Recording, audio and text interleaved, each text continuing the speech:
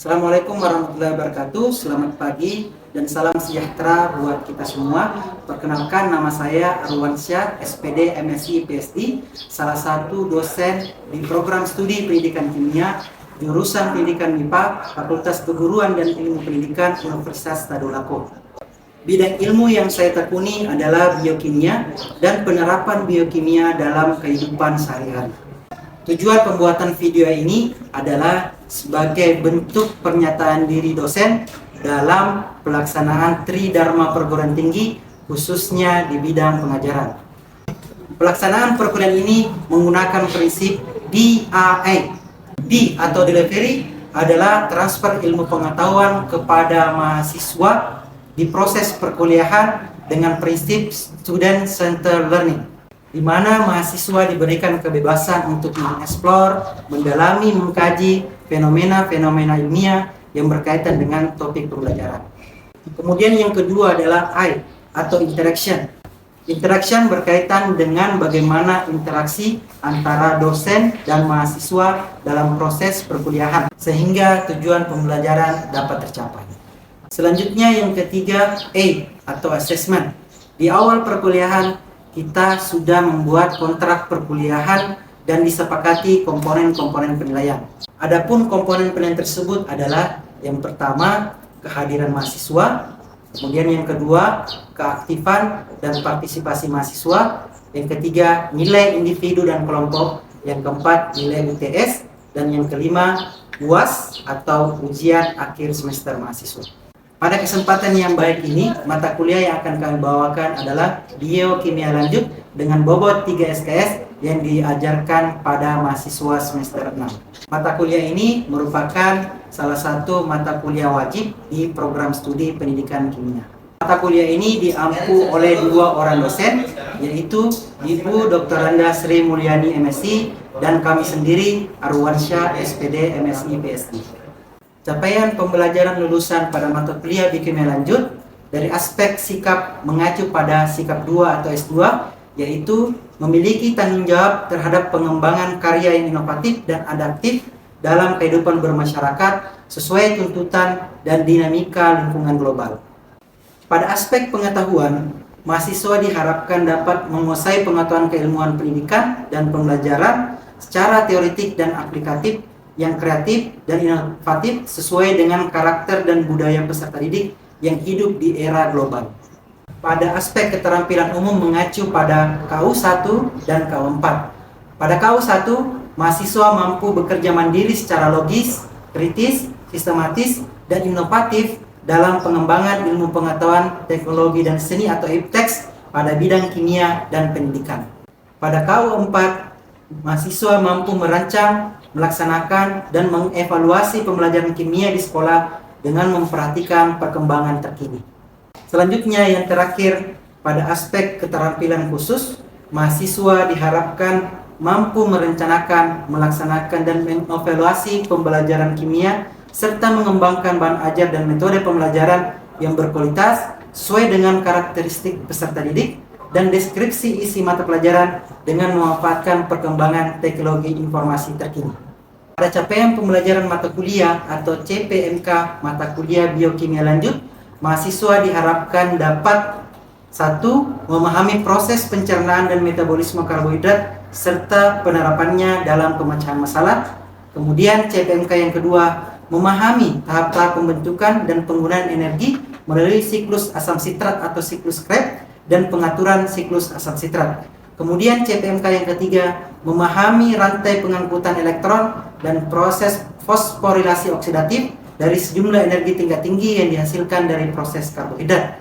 Kemudian CPMK yang keempat, mahasiswa memahami proses pencernaan dan metabolisme lipid dalam tubuh makhluk hidup.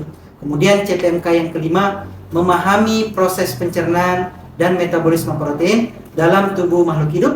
Kemudian CPMK yang keenam, mahasiswa memahami proses pencernaan dan metabolisme asam nukleat. Kemudian CPMK yang ketujuh, memahami proses terjadinya metabolit sekunder. Adapun deskripsi mata kuliah ini yaitu memberikan pengetahuan dan keterampilan kepada mahasiswa agar dapat memahami konsep dasar metabolisme, mekanisme dari proses metabolisme karbohidrat menjadi energi dalam bentuk ATP, mekanisme dari beta oksidasi asam lemak, mekanisme sintesis asam amino dan siklus urea, mekanisme pembentukan basa pada asam nukleat, dan mekanisme pembentukan metabolit sekunder pada lintasan metabolisme.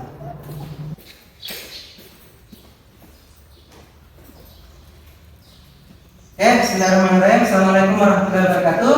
Waalaikumsalam warahmatullahi wabarakatuh. Dan selamat pagi. Salam sejahtera buat kita semua. Alhamdulillah kita masih diberikan kesempatan ya untuk bertemu di pertemuan kuliah kedua mata kuliah JPK lanjut. Oke. Di pertemuan pertama minggu lalu kita sudah membahas sedikit tentang pengantar biokimia lanjut. Nah, kita membahas tentang biomakromolekul, dan juga tentang metabolisme. Nah, sekarang saya mau merefresh kembali ingatannya terkait materi tersebut. Nah, pertama mengenai biomakromolekul. Masih ingat apa saja biomakromolekul penyusun makhluk hidup? Ada yang bisa jawab? Oke, silakan. Karbohidrat, protein, lipid, sama asam nukleat, Pak. Karbohidrat, apalagi? Protein, dan Asam nukleat. oke, sudah paham ya? Ini sudah dipelajari juga di buku dasar sebenarnya. Di minggu lalu kita kembali.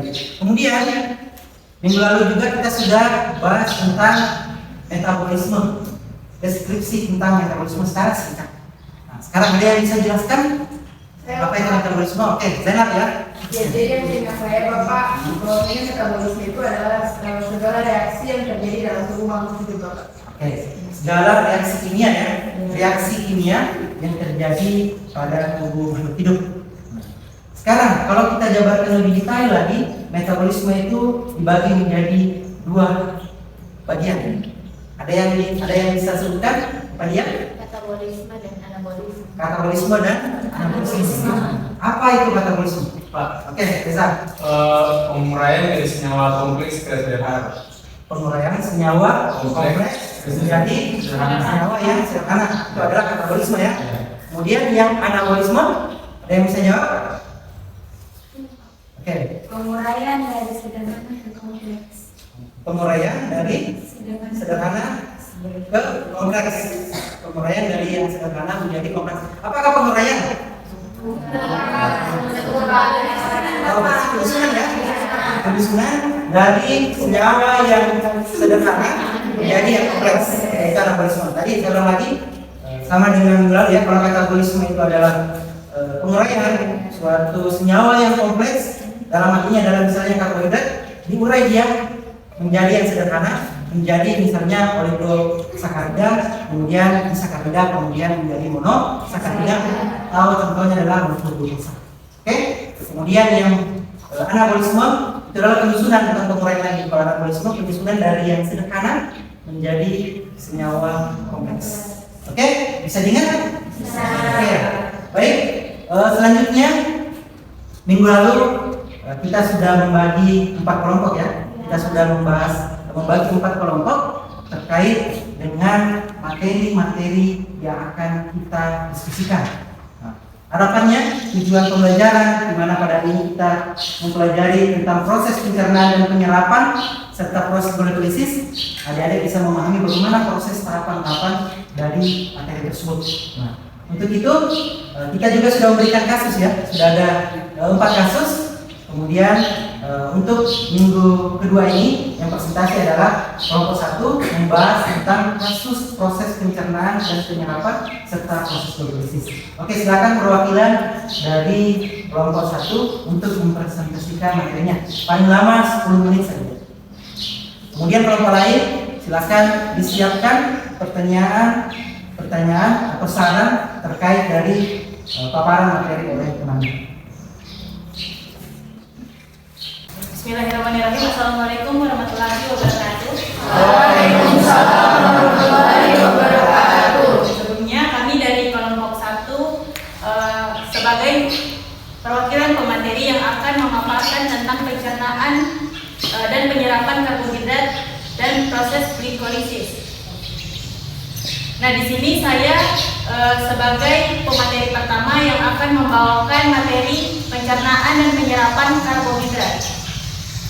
Nah, di sini studi kasus yang kami dapatkan yaitu pada saat seseorang mengkonsumsi karbohidrat, misalnya nasi, maka akan dihasilkan energi yang akan digunakan oleh tubuh untuk beraktivitas sehari-hari.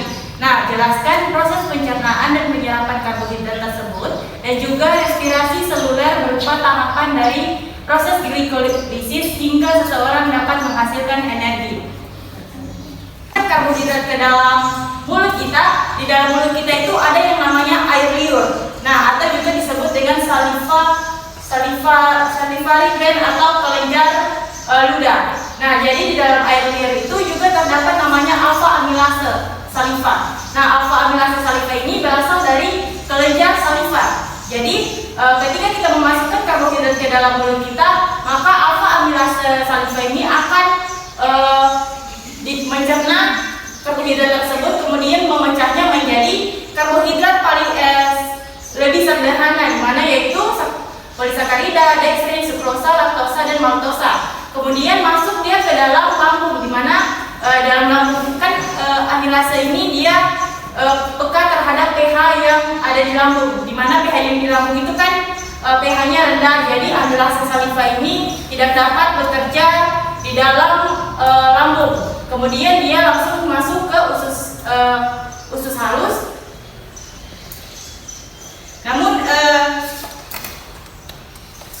Namun ketika dia sudah masuk ke usus halus, di sana dia bertemu dengan enzim yang namanya amilase pankreas. Di sini alfa amilase pankreas ini berasal dari pankreas, di mana seperti yang kita ketahui bahwa pankreas ini termasuk dalam penghasil enzim pencernaan, di mana enzim-enzim tersebut akan disalurkan ke dalam usus halus. G3P. Nah, teman-teman, tadi kan saya sudah bilang bahwa pada tahap pertama dan tahap ketiga itu penggunaan ATP digunakan. Jadi pada tahap 1 sampai dengan tahap 5 ini disebut dengan penggunaan ATP atau investment fase. Nah, pada tahap ke-6 G3P ini akan diubah menjadi 1,3 difosfoglycerat yang menggunakan enzim triosefosfat dehidrogenase, di mana pada tahap ini terjadi dua reaksi, di mana pada proses ini terjadi dua reaksi, di mana nanti 2-NADH ini akan menghasilkan 2-NAD+ akan menghasilkan 2-NADH. Nah, reaksi pertama itu kan memiliki energi. Energi ini yang akan digunakan 2-fosfat ini mengikat pada substrat, sehingga ini juga berperan dalam membentuk 1,3 bisfoglycerat. Dan tahap 6 sampai dengan tahap 10 itu tahapan menghasilkan ATP. Selanjutnya, di mana satu molekul glukosa ini akan menghasilkan 2 piruvat, 2 NADH, dan 2 ATP. Nah, mungkin hanya itu yang dapat kami sampaikan, kurang dan lebihnya kami mohon maaf. Wassalamualaikum warahmatullahi wabarakatuh. Saya mendengarkan penjelasan dari kelompok 1 tentang pencernaan dan proses glikolisis. Nah, siapa tahu teman-teman memiliki pertanyaan, waktu dan tempat saya persilakan. Oke, kepada saudari Nurjana, maaf, waktu dan tempat saya persilakan. Ya, dari penjelasan materi tadi kan berarti materi yang dijelaskan tadi itu berkaitan dengan respirasi seluler. Nah, sepengetahuanku respirasi seluler itu membutuhkan oksigen. Nah, jadi bagaimana kalau misal ada kasus seseorang itu kekurangan oksigen, apakah respirasi selulernya itu tetap bisa berfungsi? Terima kasih. Baik, terima kasih atas pertanyaan yang telah diberikan. Nanti pertanyaannya akan dijawab oleh teman-teman dari kelompok 1. Nah, teman-teman lain yang memiliki pertanyaan dari kelompok lain, oke. Saudari Zainab. Ya, jadi di sini saya mau bertanya mengenai bagian glikolisis. Tadi ada dijelaskan penyerapannya. Kemudian yang menjadi pertanyaan saya, bagaimana jika di dalam glukosa itu yang dicerna tidak bisa diserap masuk ke dalam sel dan hanya menumpuk di pembuluh darah? Kan tadi sudah dijelaskan bagaimana si glukosa itu dipecah kemudian dia teredar. Nah, jadi pertanyaan saya, bagaimana jika si glukosa itu tersumbat di pembuluh darah? Apa yang akan terjadi? Oke, baik, terima kasih atas pertanyaan yang telah diberikan. Mungkin teman-teman dari kelompok 1 sudah memiliki jawaban. Silakan kepada saudari Linda Wanda ini untuk menyampaikan jawaban dari pertanyaan dari saudari Rawat Mujana. Oke, bismillah. Nah, sebelumnya perkenalkan, nama saya Linda Wanda ini. Nah, di sini saya akan menjawab pertanyaan dari saudari Jana tentang respirasi. Bagaimana respirasi saluler apakah respirasi saluler tetap terjadi saat seseorang kekurangan oksigen? Dari proses glikolisis itu sebenarnya ada lagi satu tahapan, yaitu pirupasi. Kalau dia kekurangan oksigen, soal kekurangan oksigen, dia itu akan berubah menjadi laktat atau asam laktat. Nah, asam laktat ini biasanya ditandai kalau teman-teman kecapean, kan pegel-pegel. Nah, itu salah satu adanya asam laktat di tubuh. Jadi kalau sudah pegel-pegel baru itu kan pertanda asam laktat. Nah, itu dan itu diakibatkan karena kita kekurangan oksigen. Sekian jawaban dari saya.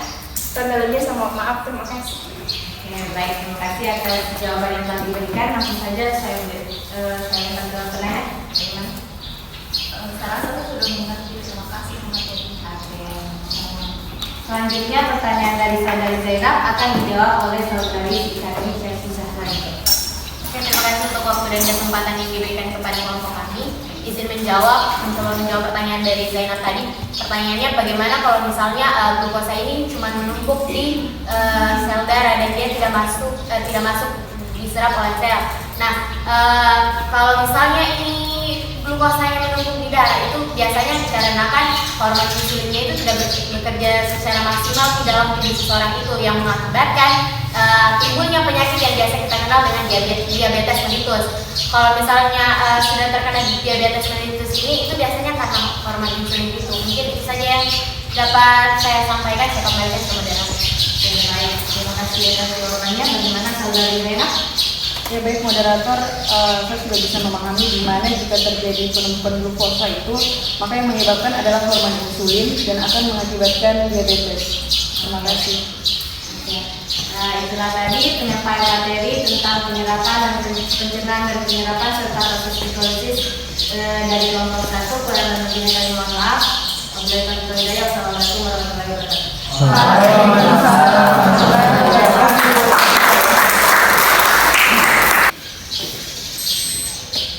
Oke, baik adik-adik. Tadi presentasi yang dibawakan oleh kelompok 1 sangat jelas ya terkait mengenai proses pencernaan dan penyerapan karbohidrat, dan juga ada dijelaskan sedikit glikolisis, proses glikolisis, tahapan-tahapan dari proses glikolisis. Dan ada 2 pertanyaan kali dari temannya. Saya kira jawabannya juga sudah jelas ya, sudah sedikit jelas. Nanti akan saya jelaskan dari beberapa poin yang akan saya tampilkan.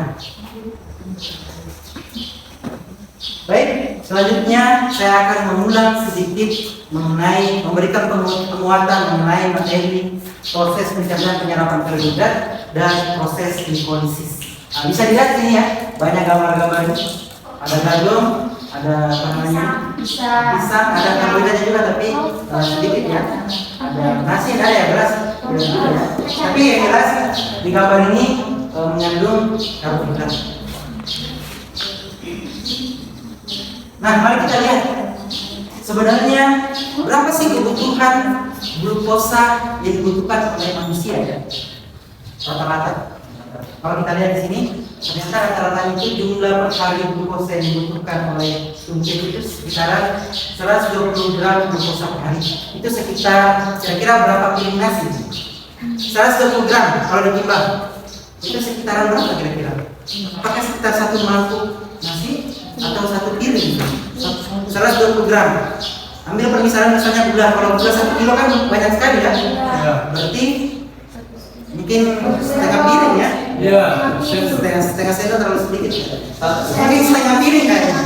Glukosa yang dibutuhkan oleh tubuh kita sebenarnya itu sekitar setengah piring ya, kalau 1 gram gitu. Sekitar setengah piring yang sebenarnya yang cukup dibutuhkan oleh tubuh untuk melakukan proses metabolisme atau respirasi seluler. Oke, maka dia akan dipecah lagi oleh enzim alpha amilase dari pankreas. Itu akan membentuk misalnya maltosa atau langsung membentuk glukosa. Dia akan masuk ke pembuluh darah. Sampai di sini ada yang mau ditanyakan? Jelas ya? Jelas. Silakan nanti kalau mau ada pertanyaan. Yang berkaitan dengan proses penyerapan molekul glukosa dan apa akibatnya jika glukosa menumpuk di pembuluh darah. Nah, bisa dilihat dari video ini ada perbandingan ya. Ini adalah pembuluh darah normal di mana ada molekul glukosa. Yang bundar-bundar merahnya adalah molekul glukosa, sedangkan yang penderita diabetes itu banyak molekul glukosanya. Nah, ternyata di sini diberikan 2 contoh tipe diabetes, tipe 1 diabetes, kemudian tipe 2 diabetes.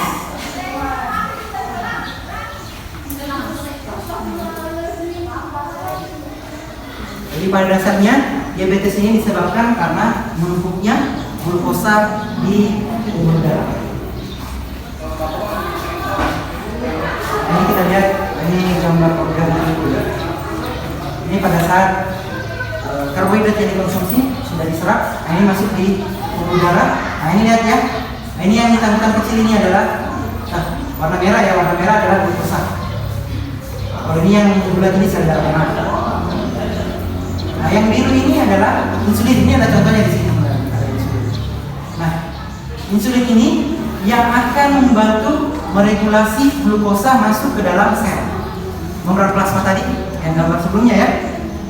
Jika ada masalah dengan insulinnya, maka glukosa ini hanya di pembuluh darah saja, dia tidak bisa masuk ke membran plasma. Oke? Ini jenis tipe 1. Diabetes tipe 1 itu biasanya karena faktor genetik ya. Ya. Tapi tadi yang menarik ini yang menghasilkan asam laktat, Ini satu contoh kasus.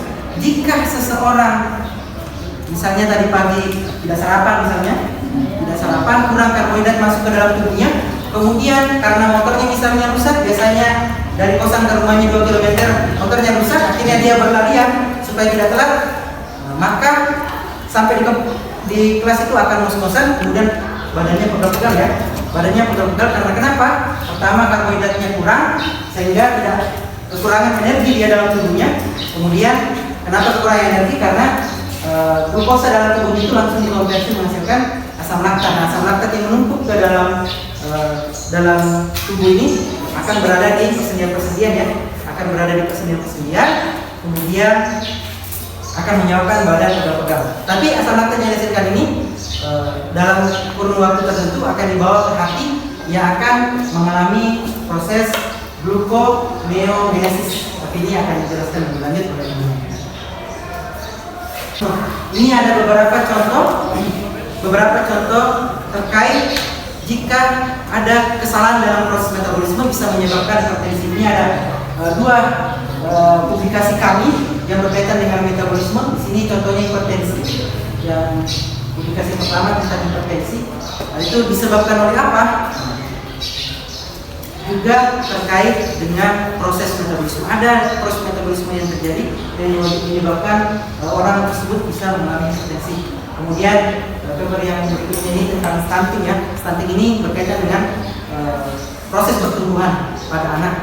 Nah, ini juga berkaitan tentang metabolisme. Tadi itu sebagai sebagai peneliti misalnya mahasiswa, akademisi, apa yang bisa dilakukan untuk membantu para pasien diabetes.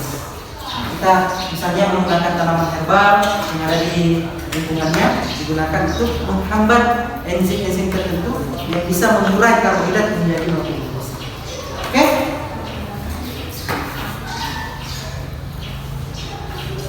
Oke, mungkin dari saya seperti itu.